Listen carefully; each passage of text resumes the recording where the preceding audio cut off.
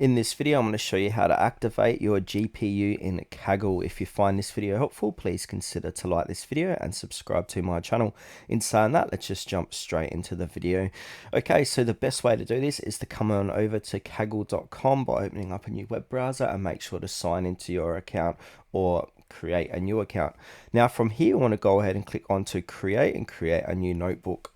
Now on the far right, we can see notebook. We want to scroll down, and where it says session options, it's going to give us a few options here. So if we want more power, access the GPU, TPU at no cost, or turn on an internet connection. Also, we need to go ahead and get your phone verified. So just go ahead and click on get phone verified, then put in your country, phone code and your phone number, click I'm not a robot and click on start verification. Once you've done that and you've verified your phone number, under session options, it's going to have an option where you can activate your GPU.